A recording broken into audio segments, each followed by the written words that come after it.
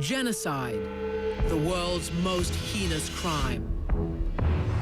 Pol Pot seized Cambodia in a civil war. His vision was of a purified state.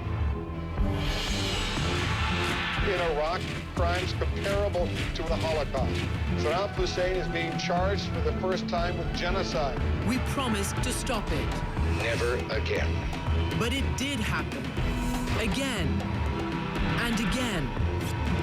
And again. Each time, there were a few who stood up to bear witness, a few who tried to stop the killings. But time after time, they were shunned, ignored, or told it was somebody else's problem. Each time they screamed bloody murder, the world turned away. Unprecedented crimes perpetrated by the Nazis. Starvation, abuse, beatings, and tortures.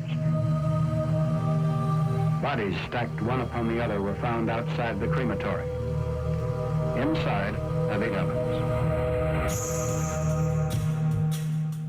Today, we call what happened here at Auschwitz and at the other death camps genocide.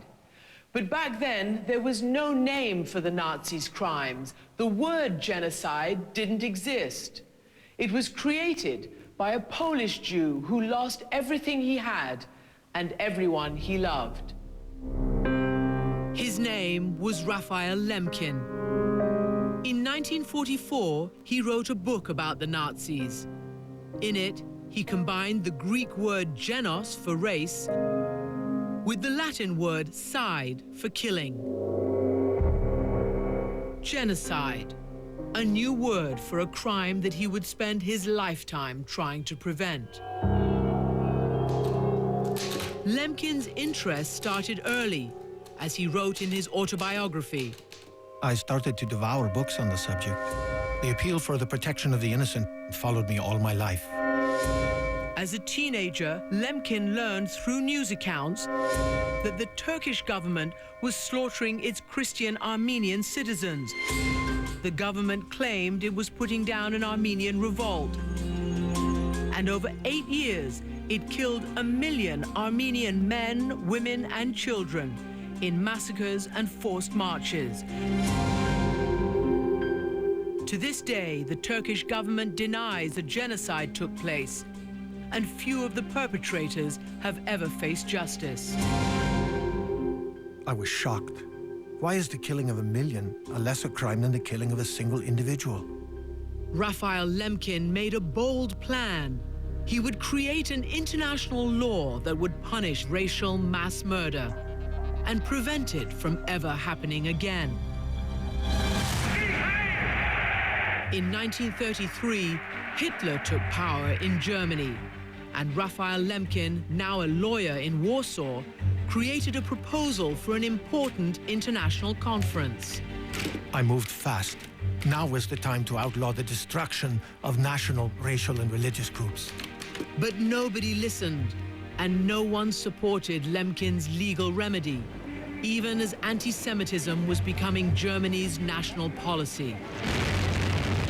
When Hitler invaded Poland in 1939, Lemkin knew that his worst fears were about to come true.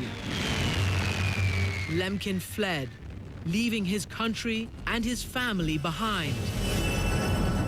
I felt I would never see them again. It was like going to their funerals while they were still alive. Lemkin became one of the lucky few to reach America after a friend helped him find a job at Duke University Law School. But he remained afraid for his family and his countrymen. I had not stopped worrying about the people in Poland. When would the hour of execution come? Would this blind world only then see it, when it would be too late? Soon, the letters from home stopped coming. The Nazis had captured his parents' village. It was a death sentence for 40 members of Lemkin's family. By 1942, America had entered the war, and the Germans had accelerated their deadly work. Concentration camps ran day and night like assembly lines. Here at Auschwitz, more than 1 million people were killed. Jews arrived packed into trains. The Nazis sorted them on the platform, sent the doomed to the gas chambers, stripped, shaved, and tattooed the rest. Elie Wiesel was number A7713. I was young, frightened. The Nazis killed his mother and his younger sister. The question of the killers has obsessed me for years and years. How could they kill children? I don't know. How could they? As Wiesel suffered in the camps, word of the slaughter reached America, but it seemed of little interest to the press and the politicians. Raphael Lemkin was outraged. The impression of a tremendous conspiracy of silence poisoned the air. A double murder was taking place. It was the murder of the truth. Jewish groups pressed Washington to bomb the camps, or at least the rail lines. The Allies refused, even though their planes were scouting targets nearby.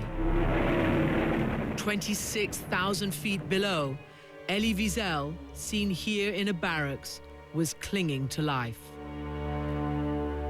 They knew what was happening. They knew. And they had a direct shot at stopping it. They knew. From 10 to 12,000 men and women and children were killed every single day. The trains were running. But the US didn't want to divert military resources from winning the war. The truth, it wasn't a priority. The wrongs which we seek to condemn. After the war, the architects of the Holocaust were tried at Nuremberg. They were sent to prison or to the gallows. But the world powers made no commitment to intervene, should it ever happen again. Lemkin knew he must act. He set his sights on the fledgling United Nations, put everything aside, and worked himself to exhaustion for 2 years to create an international law against genocide. The convention is adopted by this assembly by unanimous vote.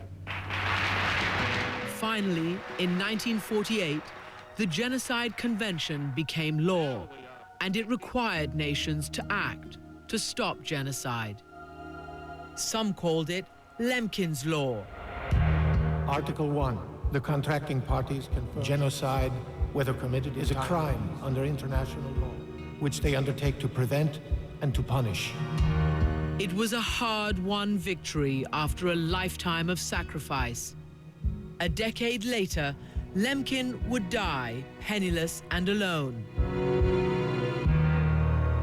In the years to come, others would take up Lemkin's cause. A brash American in Iraq, a defiant Canadian general in Rwanda, and the missionary who took on the murderers in Cambodia.